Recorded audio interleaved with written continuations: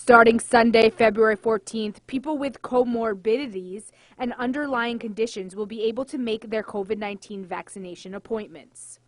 Vaccinations will be available starting February 15th, and documentation to prove you're eligible will be required at the facility you are getting the vaccine at.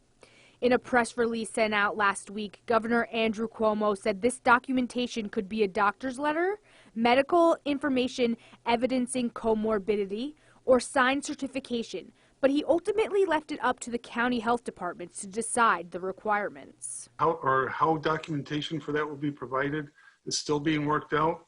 The public health directors in the state had a conference call yesterday with the New York State Department of Health. There was a lot of discussion there. There was still no clear tool that will be used, so it's still being worked on. If you do not have documentation to prove that you are eligible, Gilmore encourages you to still register. I would encourage people that are eligible, and if they're able to sign up online, to do so. And the documentation is not required when you register online, and then work on obtaining documentation from your primary care provider or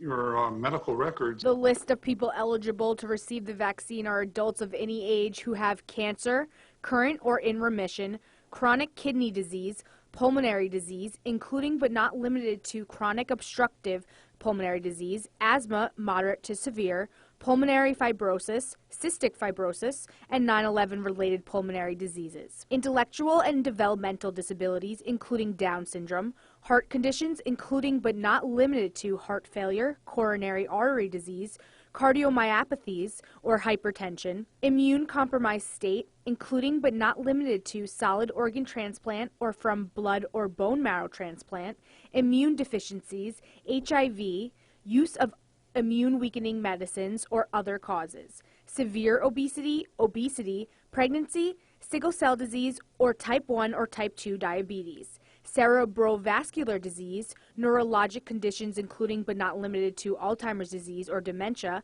and liver disease.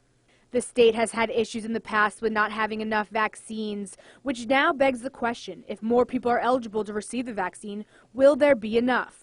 Gilmore admits this is a valid concern. The big issue is not so much the people that are eligible, though it's certainly positive that more people are eligible to receive the vaccine. The issue is the supply of vaccine. We simply don't have a supply adequate to vaccinate the population that's eligible right now. Reporting from Utica, I'm Karina Gary, Eyewitness News. As a Cuomo administration